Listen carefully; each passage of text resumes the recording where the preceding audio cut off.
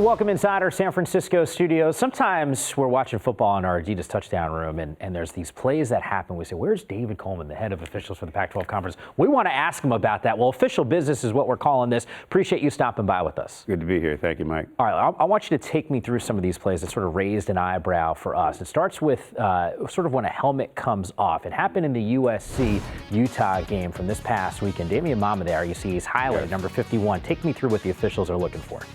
Okay, what we see here is, first of all, a foul for hands to the face. That's going to be called.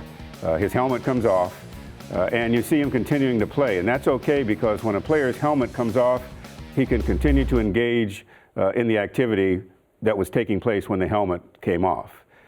And normally, under normal circumstances, when there is no foul, a player, when his helmet comes off, has to leave the game for at least one play, or the team takes a timeout to keep him in. Yep. But in this case, because the foul caused the helmet to come off, he can continue to play. Well, there's an interesting scenario, because when I was watching this play, the Arizona game also comes to mind. Quarterback Anu Solomon, he's down on the ground, actually took his helmet off. Mm-hmm. Why was that not a penalty?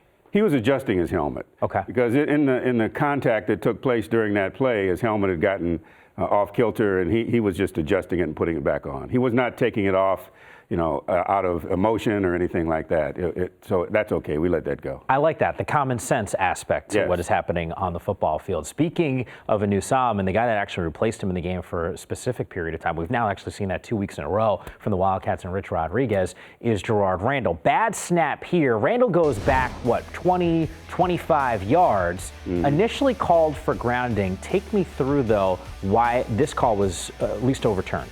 Yes. The referee has a responsibility for this call, and he put the flag down for intentional grounding because he did not see that there was a player in the area who the pass could probably be going to. And this is where we get into the importance of working together as a crew, because one of his colleagues, the downfield official, came in and told him that there was in fact a player in the area.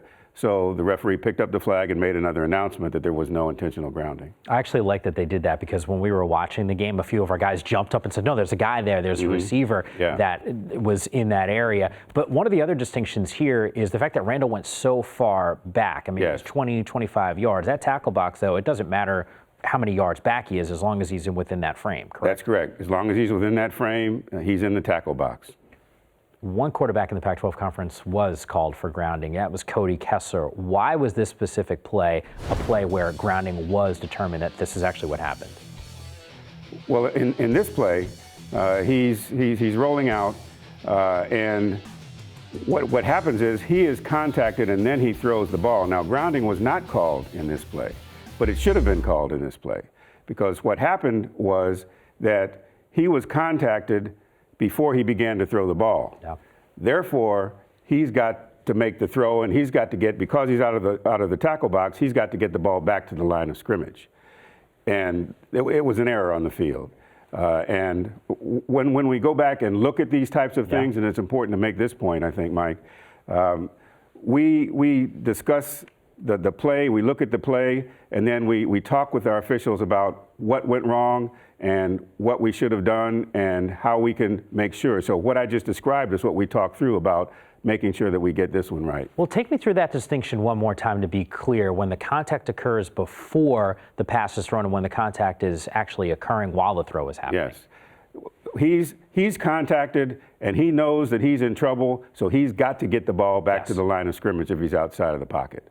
In the other situation, the contact occurring as he's throwing is affecting his ability to get the ball where he wants it to go. So in that particular play, it was the hit was coming, he knew he was in trouble. That's why grounding should have been called, as you made reference to. Yes. The official business is a wrap. I'm glad you were able to break it down for me, because a lot of times we have these questions and there's these different interpretations of the rules. So it's great to have you in studio with us to give us the real lowdown. Thank you. For everything that's happening around the conference, by the way, all you have to do is follow us on Twitter at Pac-12 Networks. And yes, the handle is plural.